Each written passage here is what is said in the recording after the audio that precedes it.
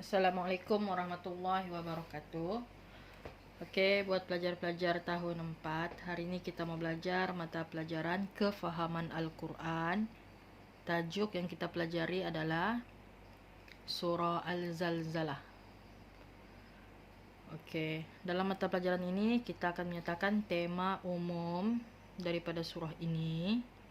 Kita akan menyenaraikan isi-isi penting surah tersebut dan pengertian surah ini. Oke, bismillahirrahmanirrahim. Intisari surah Al-Zalzalah.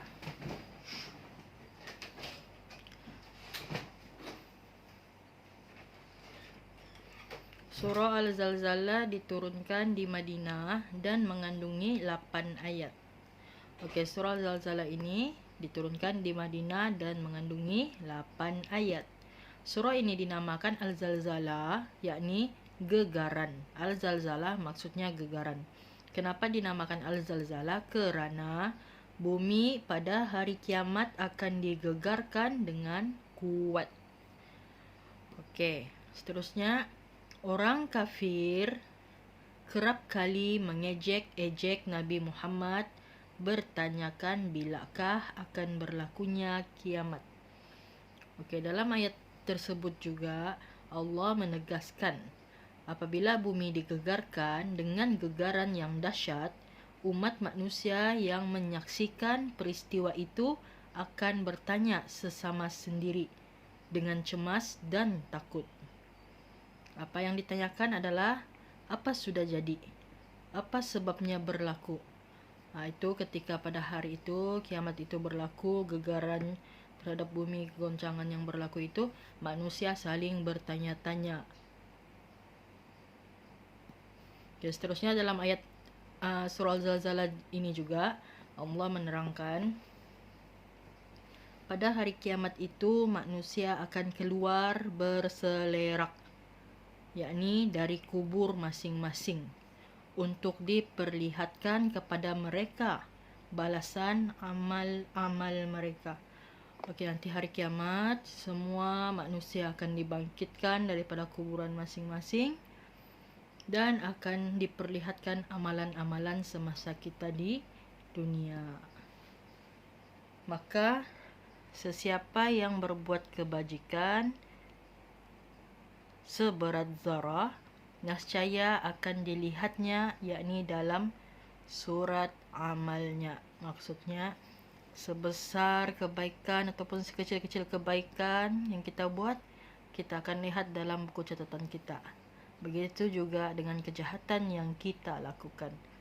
Oke, dalam surah Al-Zalzalah juga ada menyebut, dan sesiapa berbuat kejahatan sebesar zarah, nescaya akan dilihatnya dalam surat amalnya.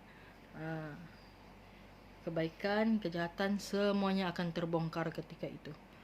Oke, surah ini memberi galakan supaya kita jangan meninggalkan amalan-amalan yang baik dan menjauhi sebarang maksiat, sebarang dosa. Oke, itu antara intisari.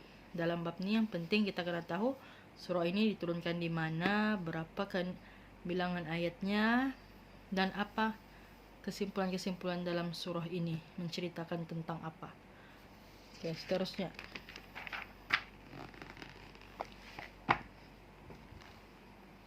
Oke, mari kita lihat. Sesungguhnya hari kiamat pasti akan berlaku. Hari kiamat pasti akan berlaku. Pada hari kiamat, bumi dan alam ini akan hancur dan rosak binasa. Oke, pada hari kiamat, bumi ini akan hancur dan rosak binasa. Manusia yang meninggal dunia akan dibangkitkan semula. Segala amal perbuatan manusia akan dibalas pada hari pembalasan. Amalan kebajikan dan kejahatan walaupun seberat zarah akan dapat dilihat di alam akhir nanti. Di alam akhirat nanti. Segala amal perbuatan manusia dicatat dalam surat amalan masing-masing. Okey, murid-murid, setiap kebaikan dan kejahatan kita ada malaikat, tugas malaikat yang mencatat. Sebelah kanan dicatat perkara-perkara kebaikan, manakala sebelah kiri kita dicatat dengan amalan perkara-perkara amalan kita yang buruk, jahat. Okey. Keempat. Tengok nomor 4 ni. Okey, antara pengajaran surah Al-Zalzalah ini, apa pengajaran yang kita boleh ambil? Okey, pertama, kita wajib beriman kepada hari kiamat. Wajib beriman, wajib percaya. Iman itu kita percaya, kita yakin bahawa hari kiamat itu pasti berlaku. Okey, jadi pengajaran pertama, kita wajib beriman kepada hari kiamat. Okey, yang kedua, kita dituntut melakukan amal kebajikan sebagai bekalan hidup di alam akhirat. Okey, yang ketiga, Allah memberi peringatan dan amaran kepada orang yang mengingkari perintah Nabi Muhammad. Yang terakhir, Allah memberi peringatan supaya kita menjauhi dan meninggalkan sebarang maksiat. Kita wajib meyakini bahawa semua yang disampaikan oleh Nabi Muhammad adalah benar. Okay, info surah hari kiamat pasti berlaku. Bumi yang begitu gagah dan cantik ini akan hancur dan rosak binasa. Okay, maksudnya beringat-ingatlah, setiap yang hidup pasti akan merasai kematian. Kullu nafsin dha'iqatul maut. Jadi apapun perbuatan yang kita lakukan, ingatlah kita juga akan kembali kepada Allah Subhanahu wa taala. Yang akan mengikut kita hanyalah amalan kita. Okey. Saudara, dengan penerangan saudara bagi ini, murid-murid boleh faham. Okey, assalamualaikum warahmatullahi wabarakatuh.